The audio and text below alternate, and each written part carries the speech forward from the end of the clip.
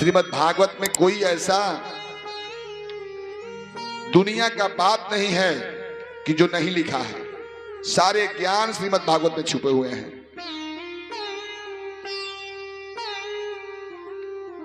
गर्भ में बच्चा का प्रादुर्भाव बढ़ता कैसे है। आज अल्ट्रासाउंड हो रहा है। डॉक्टर लोग बताते हैं कि 3 माह के बाद लिंग निर्धारित होता है। अल्ट्रासाउंड कराइएगा कि बेटा है कि बेटी है, 3 माह के बाद स्पष्ट हो जाता है।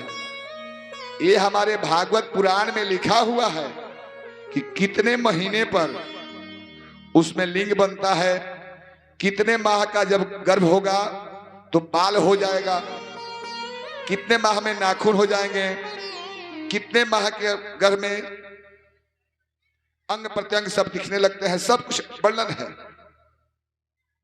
तो सोचने की बात है कि हमारा भागवत, हमारा शास्त्र, हमारा ज्ञान, हमारा सनातन धर्म का वाङ्मय कितना वैज्ञानिक है। हमारे ऋषि मुनि के पास कोई अल्ट्रासाउंड वाली मशीन तो नहीं थी, परंतु उन्होंने लिख दिया है कि 3 माह के बाद लिंग का निर्धारण होता है।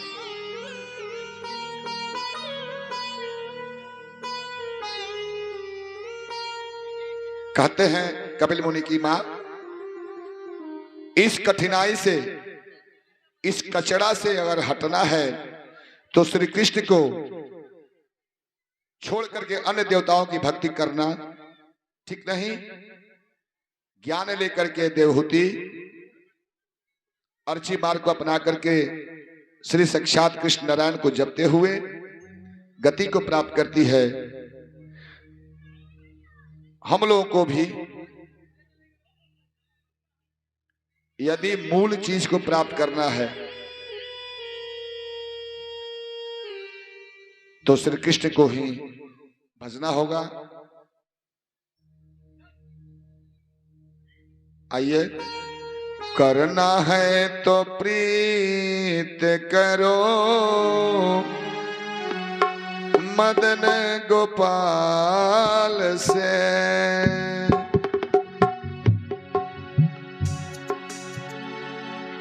दुनिया में किसी से प्रेम करना नहीं है, प्रीत करना है, प्रेम करना है, अब कि अपने जीवन सुधारना है, गति चाहना है तो सिर्फ और सिर्फ श्री कृष्ण मदन गोपाल मनमोहन नंदलाल को भजना होगा, जपना होगा। करना है तो प्रीत करो, करना है तो प्रीत करो अरे मदन गोपाल से। करना है तो प्रीत करो मदन गोपाल, करना है प्रीत करो मदन गोपाल से। करना है तो प्रीत करो मदन गोपाल से। करना है तो प्रीत करो मदन गोपाल से। क्यों तुम फंसे हो प्यारे दुनिया के बवाल से। क्यों तुम फंसे हो प्यारे दुनिया के बवाल में। क्यों तुम फंसे हो प्यारे दुनिया के बवाल से। क्यों तुम फंसे हो प्यारे दुनिया के बवाल से। करना है तो प्रीत करो मदन गोपाल से। करना है तो प्रीत करो मदन गोपाल से। करना है तो प्रीत करो मदन गोपाल से। करना है तो प्रीत करो मदन गोपाल से। प्रेम करना है तो प्रभु मदन गोपाल श्री कृष्ण कन्हैया से कीजिए। दुनिया में किसी से प्रेम कीजिएगा कचरा में पड़िएगा तो कचरा में रह जाइएगा। क्योंकि दुनिया के सांसारिक लोगों से जो प्रेम है वह स्वार्थ बस है, बिना स्वार्थ का प्रेम नहीं। दुनिया का प्रीत है झूठा, इसमें कौन नहीं है लूटा। दुनिया प्रेम है झूठा, इसमें कोई न लूटा। दुनिया का प्रीत है झूठा, इसमें कौन नहीं है लूटा। दुनिया का प्रेम है झूठा, इसमें कोई नहीं लूटा। बताइए, आज तक कोई ऐसा व्यक्ति है जो किसी से दोस्ती किया हो और दोस्ती में धोखा नहीं खाया हो? कोई किसी से प्रेम किया हो और प्रेम में दागा नहीं पाया हो? एक भी इंसान ऐसा नहीं मिलेगा, वो कहे चाहे नहीं कहे। दुनिया का प्यार है झूठा, इसमें दुनिया है प्रेम का झूठा, इसमें कौन लूटा। दुनिया का प्यार है झूठा, इसमें कौन नहीं है लूटा। दुनिया प्रेम है झूठा, इसमें कौन नहीं लूटा। अपने को बचा लो प्यारे,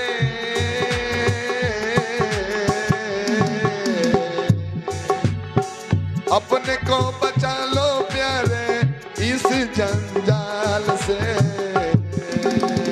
करना है तो प्रेम करो मदन गोपाल से। करना है तो प्रेम करो मदन गोपाल से। करना है तो प्रेम करो मदन गोपाल से।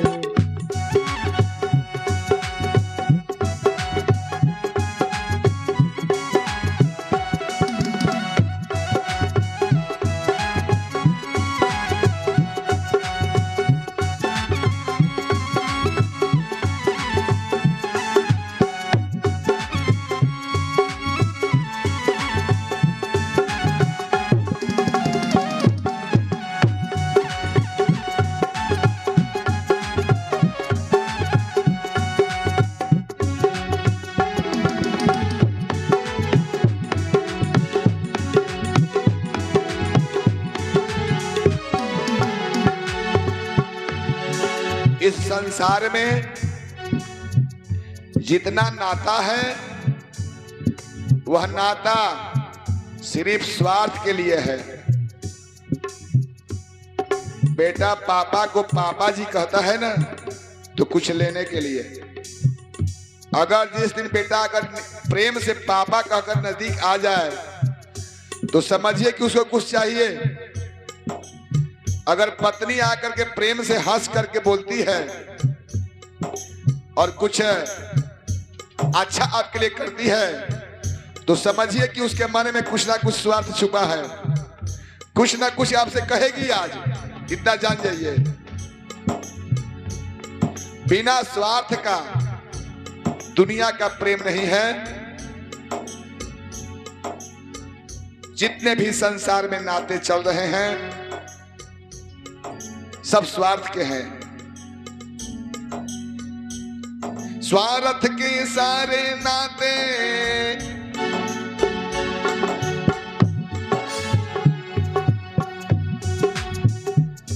स्वार्थ के सारे नाते कम भर है लोग निभाते।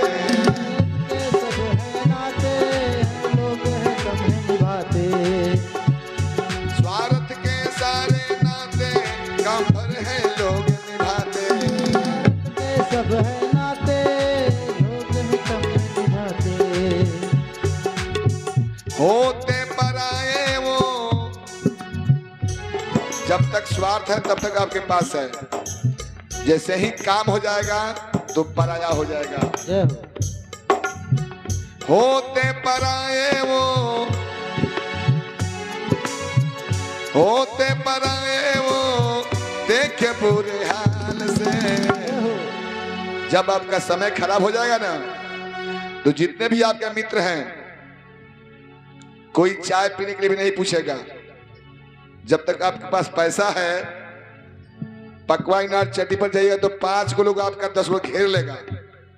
बाबा आए हैं, चाय पिलाएंगे, मिठाई खिलाएंगे। कि जैसे ही आपके पॉकेट से पैसा चल गए, अब बाबा में कुछ ना है, तो छठी पर जाइएगा ना तो लोग देख करके मुंह फेर लेगा, ना ना ना ना ना, अरे बाबा कुछ मांग ली हो। स्वार्थ के सारे नाते काम भर है लोग निभाते, कम है लोग निभाते। स्वार्थ के सारे नाते काम भर है लोग निभाते, स्वार्थ के सब है नाते, कम है निभाते। होते पराए सारे, होते पराए सारे, देखे बुरे हाल से, करना है तो प्रीत करो मदन गोपाल से, करना है तो प्रेम करो मदन गोपाल से, करना है तो प्रीत करो मदन गोपाल से, करना है तो प्रीत करो मदन गोपाल से।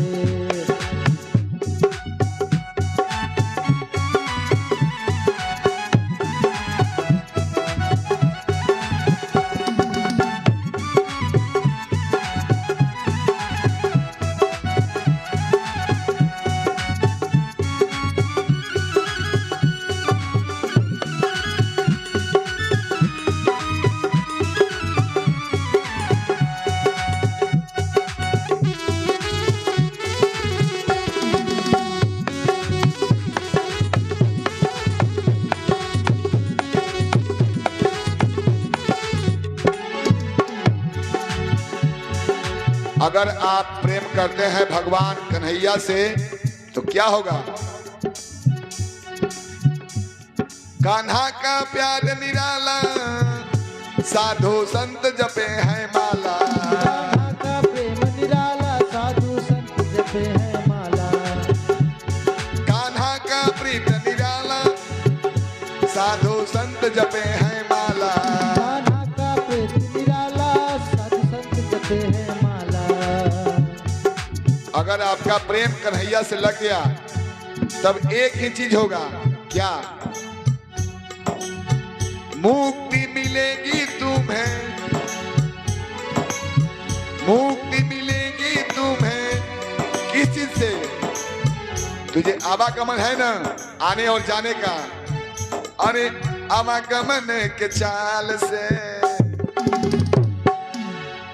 मुक्ति मिलेगी तुम्हें, आवागमन की चाल से, करना है तो प्रीत करो मदन गोपाल से, करना है तो प्रीत करो मदन गोपाल से, करना है तो प्रीत करो मदन गोपाल से, करना है तो प्रीत करो मदन गोपाल से, करना है तो प्रीत करो मदन गोपाल से, करना है तो प्रीत करो मदन गोपाल से, करना है तो प्रीत करो मदन गोपाल से, करना है तो प्रीत करो मदन गोपाल से, करना है तो प्रीत करो मदन गोपाल से, करना है तो प्रीत करो मदन गोपाल से। बोलो कृष्ण कन्हैया लाल की जय।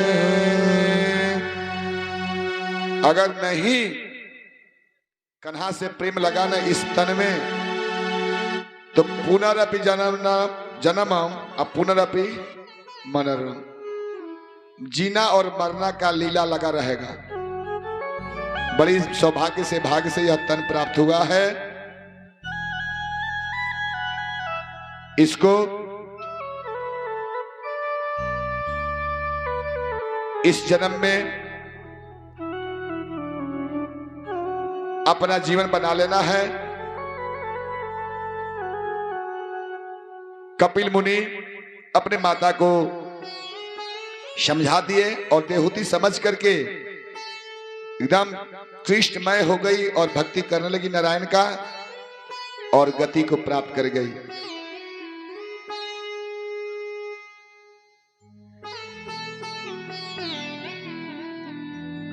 दक्ष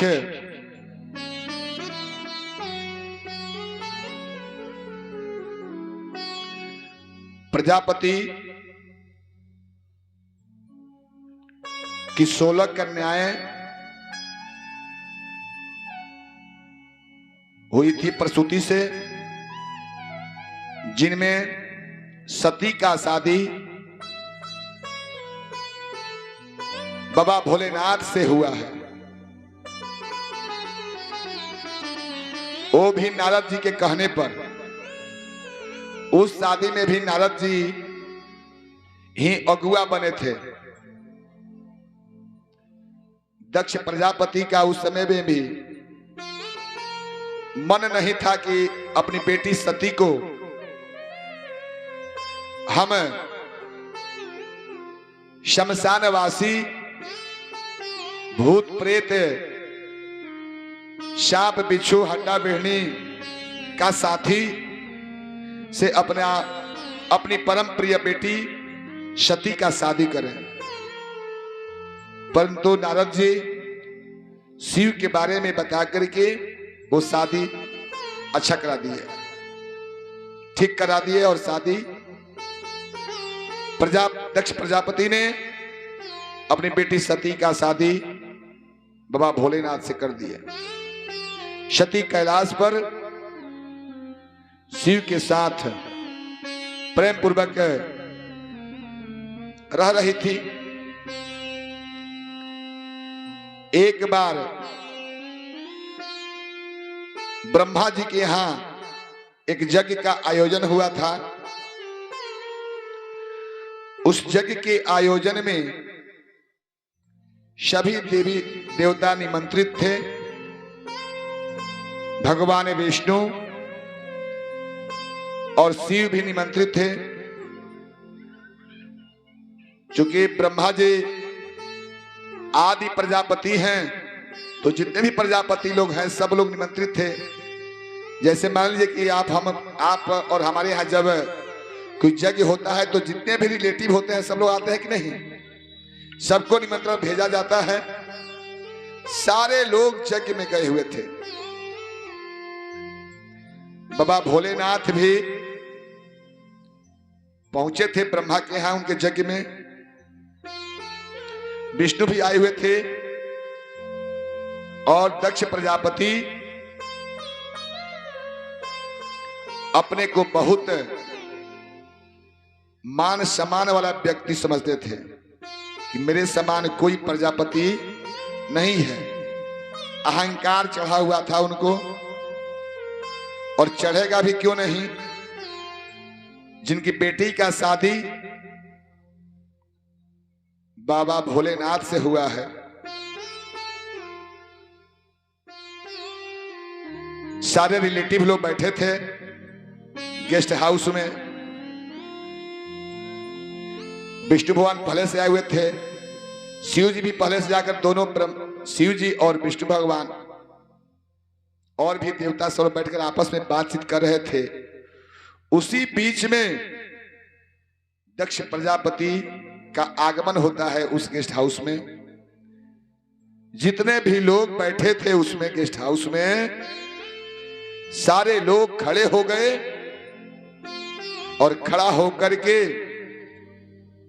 दक्ष प्रजापति का स्वागत किए, अभिवादन किए सभी लोग। परंतु बाबा भोलेनाथ कुछ नहीं बोले, देखे भी नहीं, या देखे होंगे तो देख करके आंख घुमा लिए, नीचे कर लिए। प्रणाम करना, अभिवादन करना तो बड़ी दूर की बात है। अब बताइए, अगर कोई आदमी बैठा हो और उनका ससुर आ जाए और खड़ा होकर दामाद ससुर को प्रणाम नहीं करे तो कैसा लगेगा? दामाद जी और ससुर जी को प्रणाम नहीं करते हैं तो कैसा लगेगा? और जहां सारे जितने भी अतिथि लोग हैं, जग में निमंत्रित लोग हैं, सब लोग खड़े होकर अभिवादन कर रहे हैं, परंतु शिव जी कुछ नहीं बोले। अभिवादन तो दूर, यह बात दक्ष के दिल में कांटे की तरह चुभ गया। मैंने बहुत गलत काम किया। यह ऐसा नीच, ऐसा अधर्मी, ऐसा संस्कारहीन, शमशानवासी, भूत प्रेत को साथ रखने वाला, चिता का भस्म अपने देह में लगाने वाला, सांप का माला पहनने वाला, मुंडों का माला पहनने वाले से हमने अपने सुंदर सबसे परम प्रिय बेटी सती का शादी नारद के कहने पर कर दिया। इसको पता नहीं, ज्ञान नहीं कि मैं इसका ससुर हूं, और मुझे प्रणाम नहीं किया, बोला नहीं। पूरे यज्ञ में दक्ष प्रजापति यज्ञ का आनंद नहीं लिए, उनके मन में दूसरा चल रहा था। यज्ञ समाप्त हुआ और अपने यहां आए। अपमान का बदला लेना हर जीव चाहता है, और दक्ष तो अहंकारी अपने ऐश्वर्य के कारण हो ही चुके थे। बाबा भोलेनाथ समझ गए,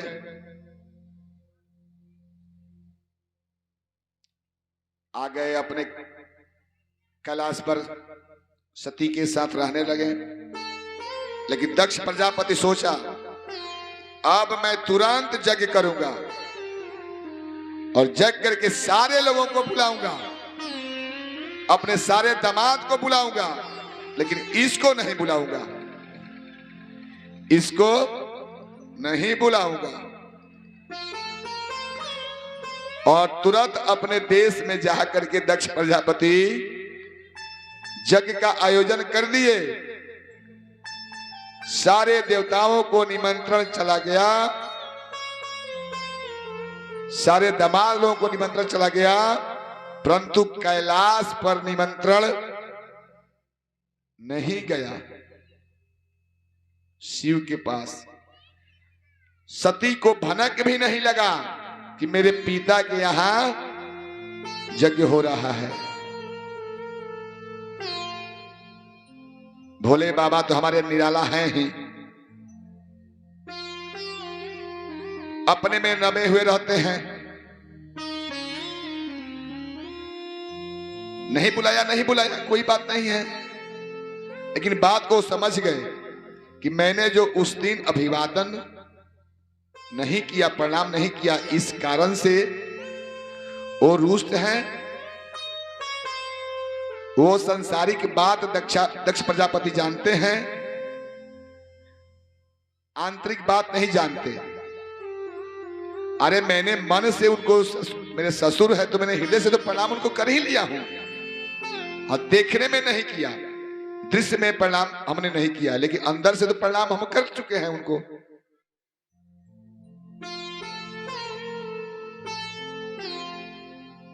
बाबा भोलेनाथ भी मुक्ति देने वाले देवता हैं, और इस कली काल में शिव की पूजा बहुत हो रही है। शिव की भक्ति से धन दौलत ऐश्वर्य सब कुछ की प्राप्ति होती है। इस भागवत में लिखा है कि मानव अपनी कामना के अनुसार देवताओं को पूजा करता है। किसी को धन की इच्छा होगी तो तुरंत लक्ष्मी जी का पूजा करने लगेगा। जय लक्ष्मी माता हो मैया, जय लक्ष्मी माता।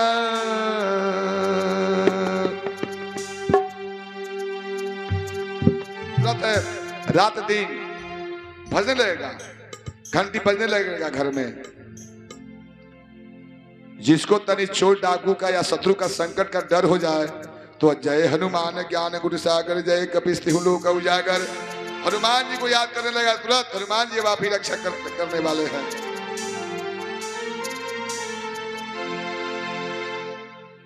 जिसको बुद्धि चाहिए, विद्या चाहिए, वो सरस्वती जी को मां शारदे कहा तू बीना बजा रही हो,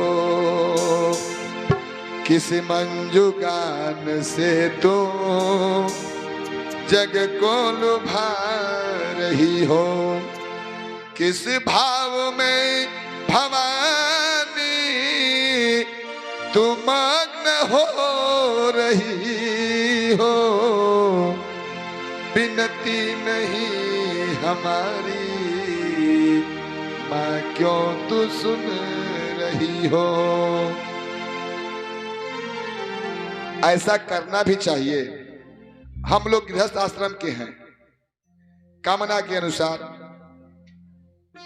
देवताओं का पूजन करना चाहिए, लेकिन इस पूजन के अतिरिक्त दो प्रकार के पूजन हैं, एक निष्काम और एक सकाम। सकाम पूजन कामना के साथ, हमको धन चाहिए, रोग से मुक्ति चाहिए, तो शिव जी की आराधना, महामृत्युंजय मंत्र का जाप, संकट है दुर्गा जी का पूजा पाठ, सब कीजिए। ये सकाम पूजा कीजिए, परंतु निष्काम रखिए एक कि हमको ईश्वर को भजना है, श्री कृष्ण को भजना है, विष्णु को पूजना है, क्योंकि विष्णु को निष्काम पूजने वाला लोग अर्ची मार्ग से जाकर के गति को प्राप्त करता है, प्रभु का धाम प्राप्त करता है। मैं ये नहीं सलाह दूंगा कि भागवत कथा आप सुन रहे हैं तो मन में विचार करें कि व्यास जी तो बोल रहे थे फिर से कि सबको छोड़ दो, श्री कृष्ण को ही केवल भजो। नहीं, आप भी गृहस्थ हैं और मैं भी गृहस्थ आश्रम का ही हूं। गृहस्थ आश्रम या मठ मठिया कोई भी हो, बिना धन का चलेगा। आज इस कथा में जो मंडप बना हुआ है, आप जिसमें बैठकर कथा सुन रहे हैं, क्या इसमें धन नहीं लगेगा? पैसा चाहिए कि नहीं चाहिए? बिना पैसा का जग नहीं होगा, पूजन पाठ भी नहीं होगा, पंडित जी शंख लेकर भी नहीं आएंगे, ठाकुर जी तो दूर हो गए। इसलिए पुरुष को पुरुषार्थ करना चाहिए। धन कमाइए, अर्थ कमाइए, अर्थवान बनिए, उद्यम कीजिए, कार्य कीजिए, धनवान हो जाइए। लेकिन धनवान होने के बाद गर्वमान मत होइए, अहंकारी मत हो जाइए। धन आ रहा है, धर्म के मार्ग में खर्चा कीजिए, किसी को बनाने में खर्चा कीजिए, किसी को बिगाड़ने में नहीं। चार पुरुषार्थ हैं, धर्म, अर्थ, काम और मोक्ष। ये चार चीज जीव को प्राप्त करना है। इसमें क्रम है धर्म, अर्थ, काम और मोक्ष। हमारे अनुसार पहले अर्थ होना चाहिए, अर्थ और धर्म दोनों। धर्म है तो अर्थ आ जाएगा, और अर्थ है तो धर्म हो जाएगा। पैसा है, आप भागवत की कथा सुन लेंगे। अगर पैसा नहीं है तो सत्यनारायण व्रत तो दूर, त्रिलोकीनाथ का भी सस्ती कथा होती है, जिसमें खैनी बीड़ी तीन को प्रसादी, 3 को पान सुपारी लगता है, वो भी नहीं हो पाएगा। आप हर जीव को अर्थोपार्जन का उपाय करना चाहिए, धन कमाना चाहिए, और धन कमाने के बाद धर्म में लगना चाहिए। जब आप धर्म लेंगे तो आपका काम पूरा हो जाएगा। जो जो आप मन में चाहेंगे वो कामना पूरी होने लगेगी। कैसी कामना? धर्म के प्रति कामना, ईश्वर के प्रति कामना। वो जब कामना पूरी होगी तो आपको मोक्ष सुलभ ही प्राप्त हो जाएगा। सुलभ, मोक्ष सुलभ हो जाएगा। तो आप सारे देवताओं की भक्ति कीजिए, लेकिन एक निष्काम कृष्ण कन्हैया का भी भक्ति कीजिए। प्रतिदिन ओम नमो भगवते वासुदेवाय का जाप जरूर करें। वो आपका अकाउंट परलोक में काम देगा। इस लोक के लिए तो आप जो जप रहे हैं सब ठीक है। भोले बाबा भी निराला देवता हैं, और हम लोग भोले बाबा के नगरी के पास में बैठ करके उन्हीं के धाम पर समझिए ये कथा का रसपान कर रहे हैं। इस महेंद्रनाथ धाम का बड़ा महत्व है। इस क्षेत्र के समस्त लोग जानते हैं बाबा महेंद्रनाथ धाम का स्थान का महत्व।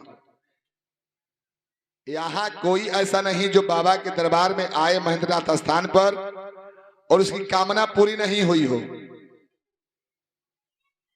इस पोखर में स्नान करने से कोढ़ी लोगों का कुष्ठ रोग ठीक हो जाता है।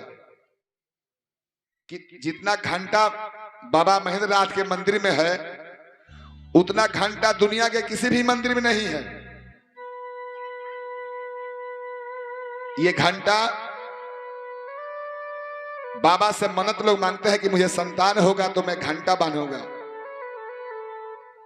मेरा एक कामना पूरा हो जाएगा तो मैं घंटा बांधूंगा।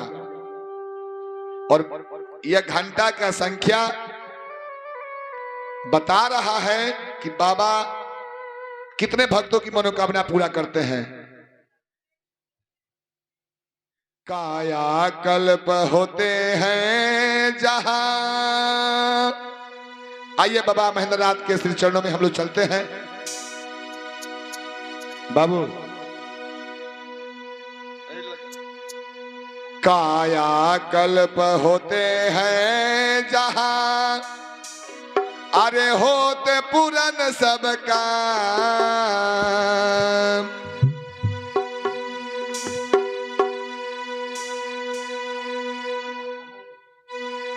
काया कल्प होते हैं जहां, अरे होते पूरन सबका।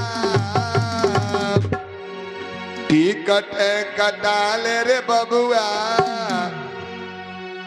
टिकट कटाल रे बचवा, चलो महेंद्रनाथ धाम।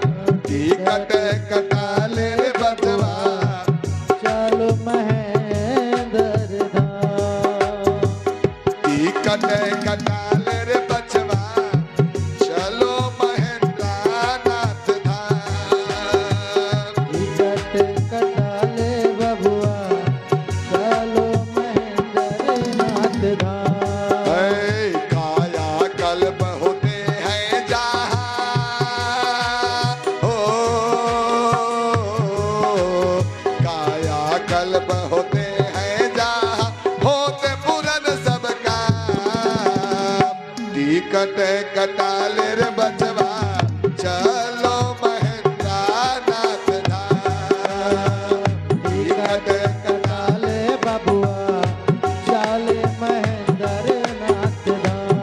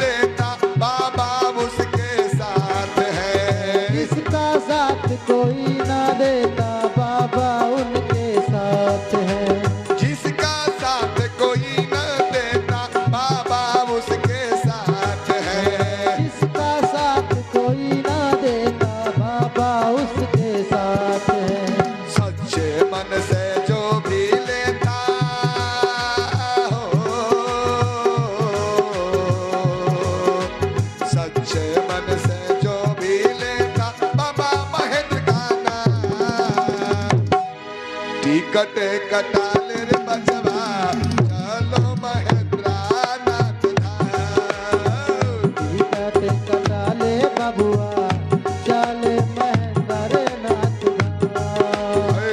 टिकट कटाल रे बचवा चलो महेंद्रा नाथ धाम। टिकट कटाले बबुआ चले महेंद्र नाथ धाम।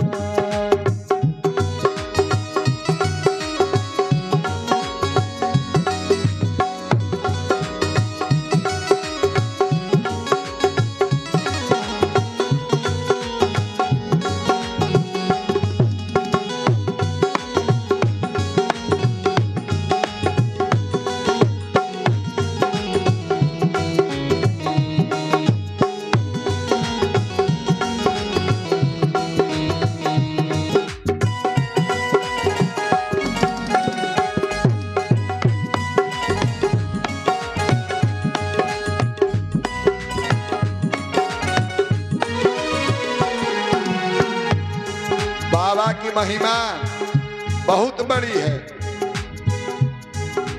पल में बिगड़ी बनाते वो, पल में बिगड़ी बनाते वो, श्रद्धा से शीश जो झुकाते पल बनाते हैं में जो आते हैं। पल में बिगड़ी बनाते बाबा श्रद्धा से शीश जो झुकाते। पल में बिगड़ी बनाते बाबा दर पे शीश झुकाते हैं। धन दौलत अंबार खजाना भक्तों पर लूटाते। धन दौलत अंबार खजाना भक्तों पर लुटाते हैं। धन दौलत अंबार खजाना भक्तों पर लूटाते। धन दौलत अंबार खजाना भक्तों पर लुटाते हैं। हे सकल रोग मिटावे बाबा हो, सकल रोग मिटावे बाबा करे पोखर स्नान।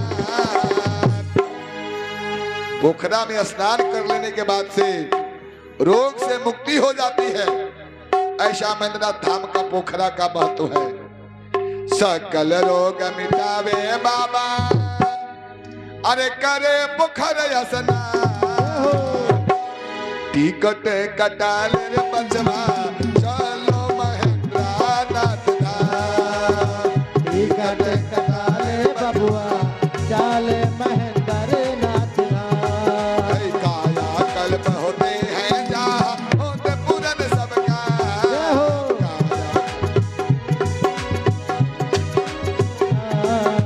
काया कल्प होते हैं जहाँ होते पूरन सबका। काया कल्प होते हैं जहाँ होते पूरन सबका।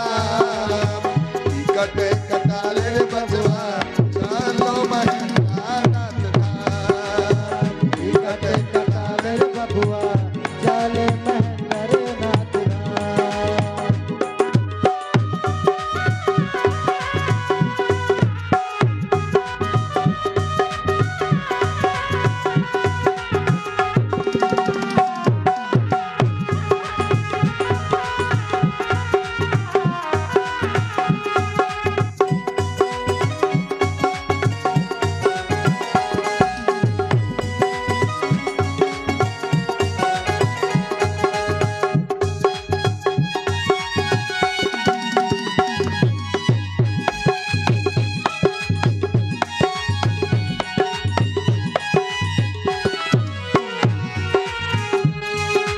बाबा के पूजन में कोई विशेष खर्च नहीं है।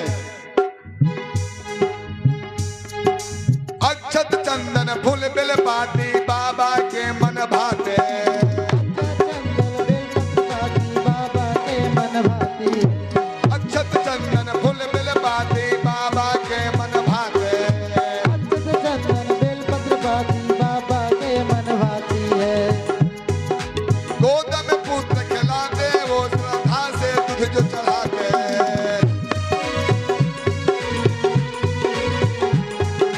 गोद में पुत्र खिलाते वो श्रद्धा से दूध जो चढ़ाते।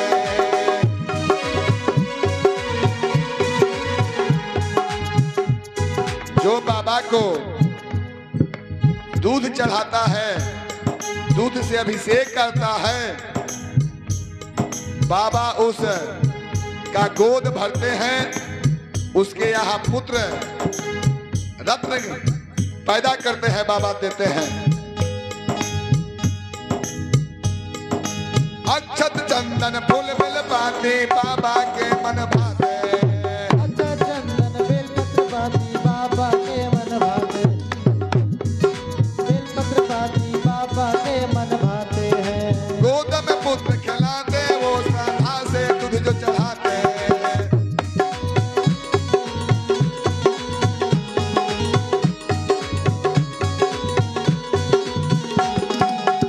इतना ही नहीं, जिसको दुनिया से हार चुका है प्रयास करके, नौकरी नहीं मिल रहा है, किस्मत काम नहीं कर रहा है, भाग विफल हो गया है, अगर जाकर बाबा के पोखरा में स्नान करके बाबा के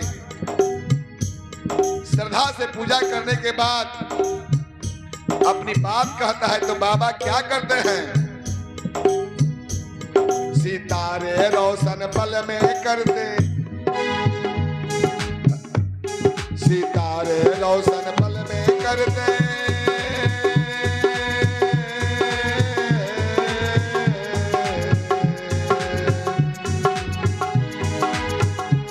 सितारे रोशन पल में करते, धरे आरती में ध्यान। जो बाबा के आरती में ध्यान धर लिया, पहुंच गया, उसका किस्मत चमक गया। सितारे रोशन पल में करते, सितारे रोशन पल में करते, आरती में धरे जो ध्यान। चला, अरे टिकट कटा ले रे बाबू, चलो महेंद्रनाथ धाम, टिकट कटा ले बाबू, चलो महेंद्रनाथ धाम, टिकट कटा ले बाबू, चलो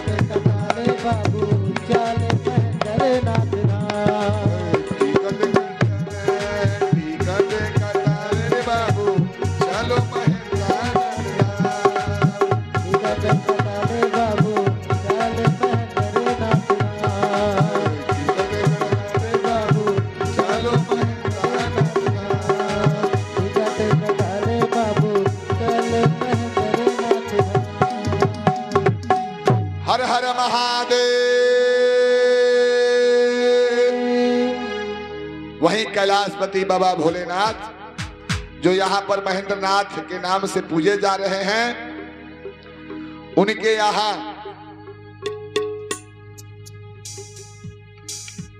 कैलाश पर सती के साथ बाबा बैठे हुए हैं और ससुरारी में यज्ञ का आयोजन हो चुका है। दक्ष के यहाँ सारे लोग विमान से डेट पर पहुंच रहे हैं, सारा विमान चल रहा है। सीता जी का सती जी बोलती हैं, प्रभु अरे ये देख रहे हैं ये सब विमान, अकारण इतने विमान सब कहां जा रहे हैं? अरे देखिए देखिए देखिए, ये विष्णु और लक्ष्मी जा रही हैं। अरे ये कुबेर का विमान जा रहा है, ये नारद जी जा रहे हैं, अरे ये ब्रह्मा सरस्वती ये भी जा रहे हैं। कहां जा रहे हैं सब भाई? भोलेनाथ मुस्कुराए और बोले, अरे सती, आपके पिताजी के यहाँ यज्ञ हो रहा है। तो मेरे पिताजी के यहाँ यज्ञ हो रहा है, आप भी मजाक करना सीखे हैं क्या हमसे? आप भी मजाक करने लगे? ऐसा तो उम्मीद आपसे नहीं है कि भोलेनाथ भी मजाक करते हैं। अब नहीं, मैं मजाक नहीं कर रहा हूं, सचमुच तुम्हारा पिताजी बहुत बड़ा यज्ञ का आयोजन किए हुए हैं। ये सारे विमान, सारे देवता लोग उसी यज्ञ में जा रहे हैं। तो प्रभु क्या आपको तो हमको तो नहीं बोले हैं, क्या तुम्हारे न्योता मिला है? तो नहीं, हमको भी नहीं मिला है।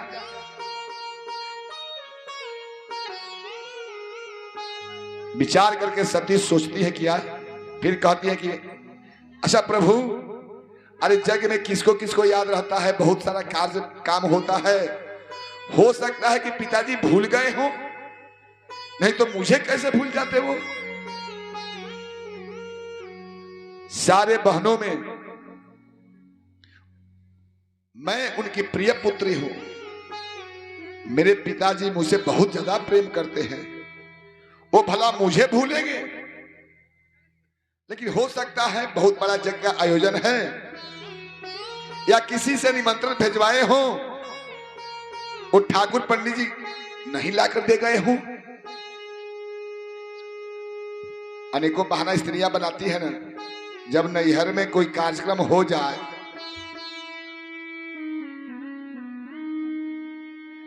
और पति कह दे कि नहीं जाना है, वहां से निमंत्रण नहीं आया है, तो अनेकों बहाना बनाती हैं, नहीं ऐसा बात नहीं है, आया है, हमको स्पेशली बोले हैं। तो कार्ड कहाँ है? तो कार्ड था, बचवा इधर उधर कर दिया है। अनेकों बहाना। सती जी भी बहाना बना रही हैं, हो सकता है कि कार्ड निमंत्रण किसी को दिए हो, वो भूल गया होगा, लेकिन हमको तो छोड़ेंगे नहीं वो। अच्छा जाने दीजिए, अरे हैं तो पिता ही ना, अगर भूल भी गए होंगे तो हमको तो नहीं भूलना चाहिए। चलिए हम और आप चलते हैं। बोलेंगे चलिए हम और आप चलते हैं। शंकर जी बोलते हैं शिव जी कि अरे सती, ऐसे किसी स्थान पर चले जाना दूसरा बात है, लेकिन जब किसी के यहां कोई यज्ञ प्रयोजन हो, कोई उत्सव महोत्सव हो, तो बिन बुलाए उसके घर में नहीं जाना चाहिए। अब यह कथा के लिए बात नहीं लागू होगा, क्योंकि यह कथा आपके कल्याण के लिए हो रही है। महंत जी हमको निमंत्रण नहीं दिया इसलिए हम नहीं आएंगे, ऐसा नहीं सोच लेना है। यह कथा है यज्ञ महंत जी आप ही के लिए कर रहे हैं, क्षेत्र के कल्याण के लिए सबको आना है। लेकिन अपना कोई नजदीकी है, संबंधी है, और उसके यहां कोई उत्सव महोत्सव है और निमंत्रण नहीं दिया है, तो बिना बुलाए नहीं जाना चाहिए। यह सती और दक्ष की यज्ञ का कहानी बताता है। शिव जी मना कर रहे हैं कि सती नहीं जाना चाहिए बिना बुलाए हुए, तुम व्यर्थ जिद कर रही हो। अरे प्रभु आप भी ऐसे ही बात करते हैं, अरे पिताजी हैं, हो सकता है कि भूल गए हो। अरे वो भूल कर गए, हम लोग को तो भूल नहीं करना चाहिए। क्या सोचेंगे, जग होने के बाद से बोलेंगे कि अरे हम भूल गए, तुम लोग क्यों भूल गया, तुम लोग तो आना चाहिए। चलिए प्रभु समझा रहे हैं कि नहीं मत जाइए। क्या कर रहे हैं, हम लोग के यहाँ बिहार प्रदेश में एक गीत औरतें गाती है, अरे बिना बोलावल जनी जई है गौरा, आदर न होई तोहार, बिना बोलावल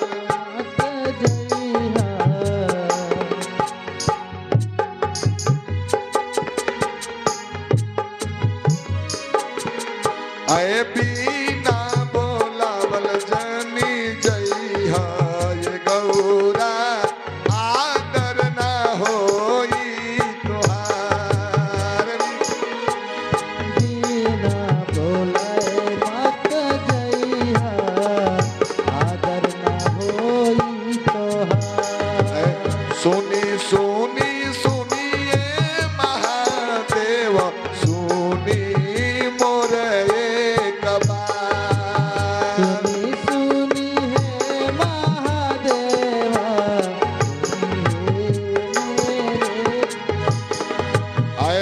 सुनी सुनी सुनिए महादेव सुनी मोरे एक बार। सुनी है महादेव सुनी एक बार। आए मोरे नई हरवा में जगह अनुष्ठान होला, मोरे नई हरवा में जगह अनुष्ठान होला, सारा ये लोग बाबा हमारे नैहर अनुष्ठान होला सब लोग जानेगा। मोरा नई हरवा में जगह अनुष्ठान होला, सारा ही लोग बाबा हमारे घर अजय अनुष्ठान होला सब लोग जानेगा। कौनो कारणवा से पिताजी भुलाइल होई है, माई करत होई है याद। कावना करनवा भुलैले होई है करे आहे कौनो कारणवा से बाबूजी भुलाइल होई है, माई करत होई है याद। कावना करनवा भुलैले बाबूजी आई करे याद। आरे रौरो है चली हमरो के ले चली, चली चली साथे में जा। हमारो के ले चली आई होई है तैयार। अरे ए सब बात छोड़ी बाबा चली चली हमरो के ले चली साथ। सब बात जो है हमारो के ले चली साथ। ऐ सुनी सुनी सुनी सुनिए महादेव सुनी मोरे एक बार। सुनी सुनी भोलेनाथ सुनी एक बार। सती पूरा जिद कर रही हैं, लेकिन बाबा नहीं मान रहे हैं, बाबा मना कर रहे हैं। आए बिना बोलावल जनी जई है गौरा, आदर ना होई तोहार। बिना बोलाए मत जइहा सुनी आदर ना होई तोहार। आए देखी के बाबू ताहर मुहावार फेरले है, माई ना करी है बात। बाबूजी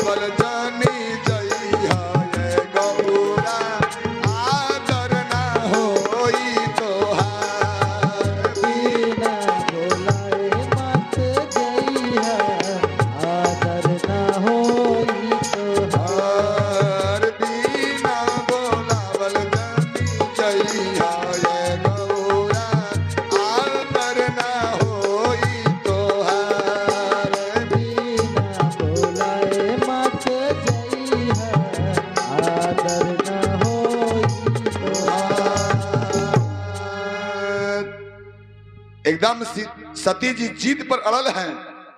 प्रभु बाबा भोलेनाथ समझा रहे हैं कि मत जाओ, मत जाइए, मत जाइए। सती जी जब नहीं मानी तब लाचार हो गए बाबा भोलेनाथ। जैसे आजकल हम लोग भी लाचार हो जाते हैं कभी कभी जिद पर। जब धर्म पत्नी जिद कर देती है तो ठीक है, चलो जो तुम कहती है वही सही है, जो तुम कहती है वही सही है।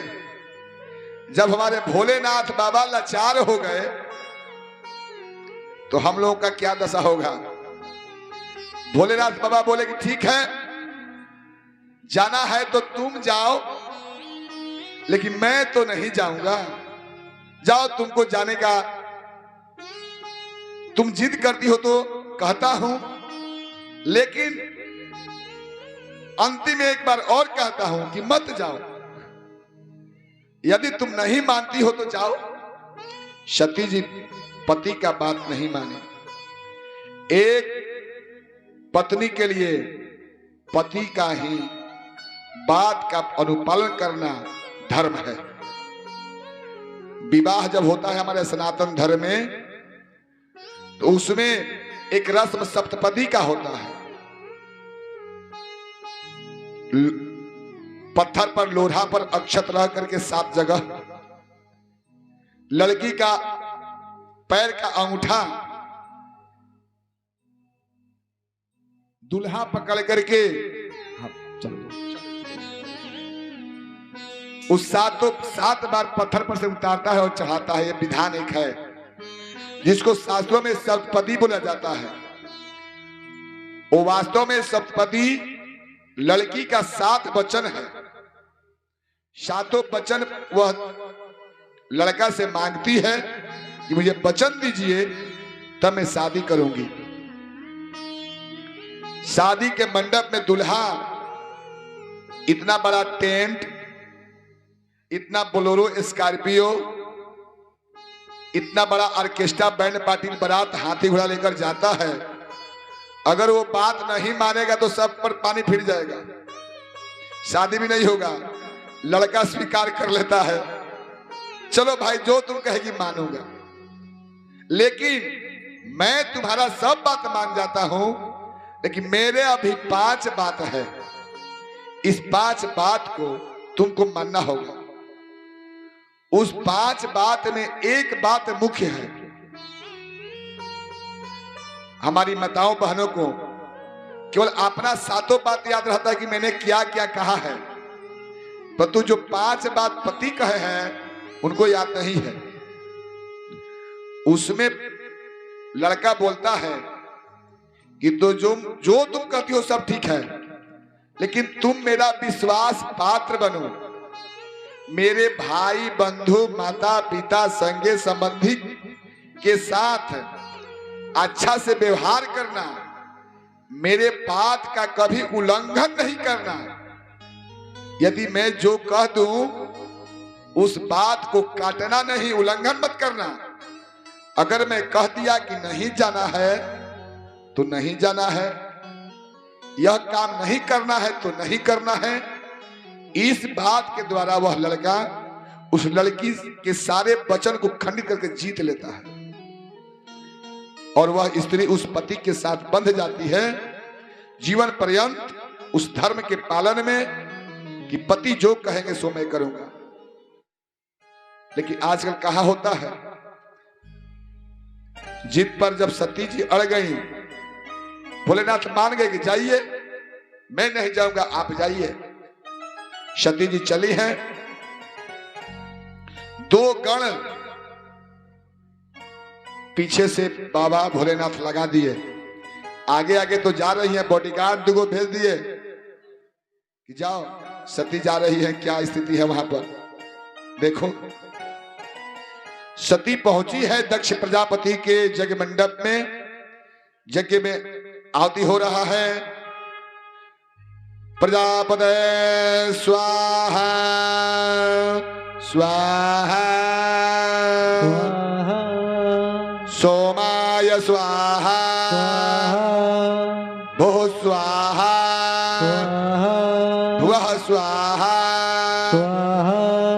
स्वाहा। स्वाहा। सबका स्वाहाकार लग रहा है। इस बीच में जग मंडप में सती जी का प्रवेश होता है। सती जी जग मंडप का निरीक्षण करती हैं। यह बेदी विष्णु का, यह बेदी ब्रह्मा का, यह गणेश यह यक्ष का, माने जितने भी देवता हैं सब देवताओं का वेदी बना हुआ है, सबका भाग रखा हुआ है, सबका पूजन हो रहा है। लेकिन उस जग मंडप में कहीं शिव का स्थान और शिव का भाग नहीं था। देख करके सती को अंदर से बहुत दुख और क्रोध हुआ।